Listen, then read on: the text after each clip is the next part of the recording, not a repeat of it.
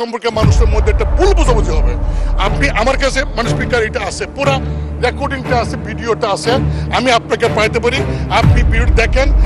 আমার কেন জানি মনে হইতেছে যে মুজিবুল হক চুন্নু সাহেবের হয়তো আমি বলে যে এত সমস্যা হচ্ছে যে উনার মনে হয় রাজনীতি করাটাই পেশা, এইটা থেকেই উনি সবকিছু নির্বাহ করেন কিনা আমার জানা নাই।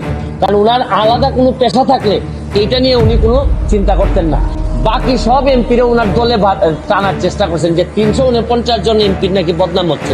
দেখে আমার কথাগুলি যদি মনে হয় আপনার যে ইয়েস আমি যা বলছি এই কথার কারণে জনগণের কাছে 349 জন এমপি সম্পর্কে ভুল বার্তা গিয়েছে, যদি আপনি এটা মনে করেন তাহলে আপনি গার্ডিয়ান হিসেবে সংসদ সদস্যকে ডেকে আপনি তাকে কি করবেন এটা আপনি একটা ব্যবস্থা নেবেন।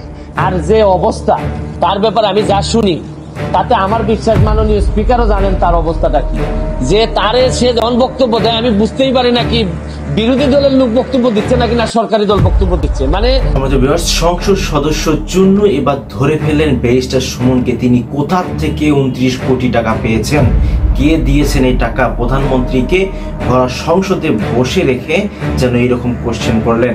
এবং তিনি বললেন 350 জনের মধ্যে 349 জন এমপি তোপের মুখে পড়ে গিয়েছেন তার এই বক্তব্যের মতে। ইভেন দো অনেকে তাকে জিজ্ঞাসা করেছেন আপনার এই 29 কোটি টাকা কোথায় গেল এই কয়েকদিনে যে পেয়েছেন। জি বন্ধুরা, এরকম কিছু বক্তব্য তুলে ধরলেন জন্য এবং ফেসে যাচ্ছে ব্যারিস্টার সুমন এবং প্রধানমন্ত্রী সকলকে উপস্থিত রেখে মাননীয় স্পিকারকে বললেন যে আপনি এর বিচার করবেন, সেটা হচ্ছে ভরা সংসদের মধ্যে। জি বন্ধুরা, এরকম কিছু কথা বললেন, ভিডিওটি মিস করবেন না, এবার দমিয়ে দেবেন ব্যারিস্টার সুমনকে। এই ভিডিওটি কোনোভাবেই মিস করবেন না সমাজের ভিউয়ার্স। এবং তারপর কথার প্রেক্ষিতে ব্যারিস্টার সুমন কি বললেন এবং সংসদের একটা হট্টগোল তৈরি হয়ে গেল। চলুন আমরা সেই ভিডিওটি দেখে আসবো। সেই অবধি আমি আছি আপনাদের সঙ্গে রাকিবুল হাসান। এই নামটি মনে রাখবেন, চ্যানেল নতুন হলে সাবস্ক্রাইব করুন, পাশে আসা বেল আইকনটি প্রেস করুন। চলুন আমরা সেই ভিডিওটি দেখে আসি। দুঃখের সাথে একটি বিষয় আপনার দৃষ্টি আকর্ষণ করছি, যে বিষয়টা বলবো সেটা আপনিও জড়িত, সংসদ নেতা জড়িত, 350 জন এমপির মধ্যে 349 জন এমপি জড়িত, শুধু একজন ছাড়া। আমাদের এই হাউসের একজন মাননীয় সদস্য, নামটা বলতে চাই না, তিনি নতুন নির্বাচিত হয়েছেন। তিনি ফেসবুকে কিছু বক্তব্য দিয়েছেন যে বক্তব্যটা আমরা সবাই এফেক্টেড।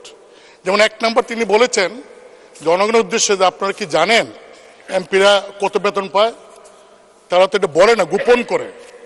তিনি বলেছেন যে 1,72,000 টাকা বেতন তিনি পেয়েছেন।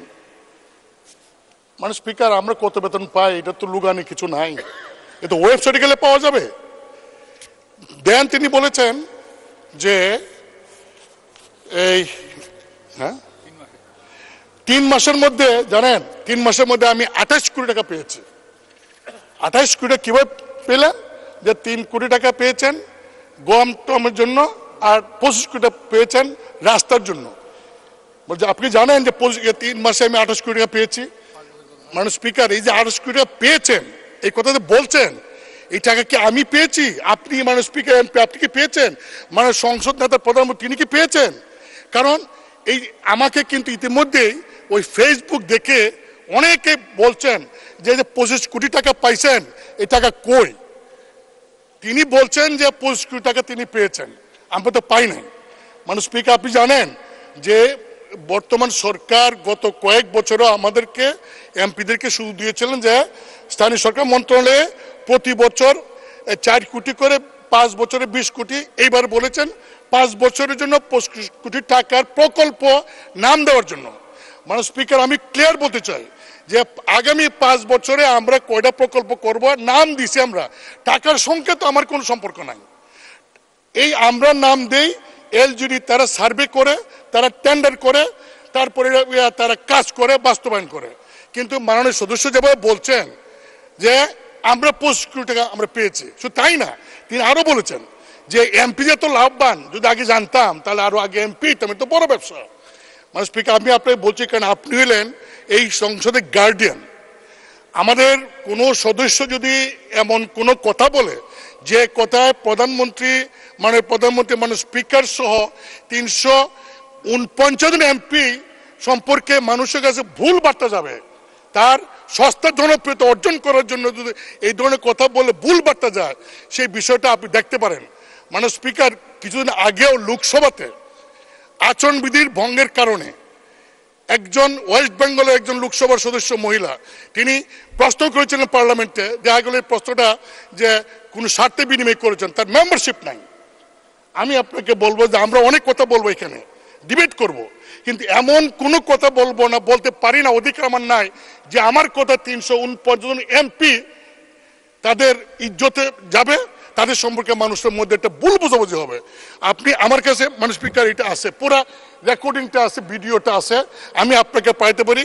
আপনি ভিডিও দেখেন, দেখে আমার কথাগুলি যদি মনে হয় আপনার যে ইয়েস আমি যা বলছি এই কথার কারণে জনগণের কাছে 349 জন এমপি সম্পর্কে ভুল বার্তা গিয়েছে, যদি আপনি এটা মনে করেন, তাহলে আপনি গার্ডিয়ান হিসেবে সেই সংসদ সদস্যকে ডেকে আপনি তাকে কি করবেন, এটা আপনি একটা ব্যবস্থা নেবেন, এটা আমার অনুরোধ। মাননীয় স্পিকার, আপনাকে ধন্যবাদ। ধন্যবাদ মাননীয় বিরোধী দলীয় চিফ হুইপ। আপনাকে আমার কেন জানি মনে হইতেছে যে মুজিবুল হক চুন্নু সাহেবের হয়তো আমি বলে দেওয়াতে সমস্যা হচ্ছে, যে উনার মনে হয় রাজনীতি করাটাই পেশা। এটা থেকেই উনি সবকিছু নির্বাহ করেন কিনা আমার জানা নাই, কারণ উনার আলাদা কোনো পেশা থাকলে এটা নিয়ে উনি কোনো চিন্তা করতেন না। বাকি সব এমপিরা উনার দলে টানার চেষ্টা করছেন যে 349 জন এমপির নাকি বদনাম হচ্ছে। আরে কি আশ্চর্য কারবার! একটা মানুষ এমপি হওয়ার পর তার বরাদ্দ সে বলবে না যে আপনারা জনগণের এই বরাদ্দ আসছে, আপনারা আপনারটা ভাগ করে নেবেন? এটার বলার মধ্যে শুনেন, এই মুজিবুল হক চুন্নু সাহেব সম্ভবত এই প্রথম বঙ্গবন্ধুর একজন আদর্শের সৈনিকের মুখোমুখি হয়েছেন। এর আগে হয়তো উনি ওইভাবে মিট করেন নাই, কারণ উনি তো হচ্ছেন গিয়ে একজন স্বৈরা শাসক এরশাদের নেতা। স্বৈরা শাসক এরশাদ, যিনি সারা জীবন এইরকম জোর জবরদস্তি আর টাকা বানানো ছাড়া তার নেতা কর্মীদের খুব বেশি কিছু শিখাই যান নাই, সবার না, অল্প কিছু নেতাদেরকে, যারা অনেক টাকার মালিক হয়েছেন এরশাদের আমলে।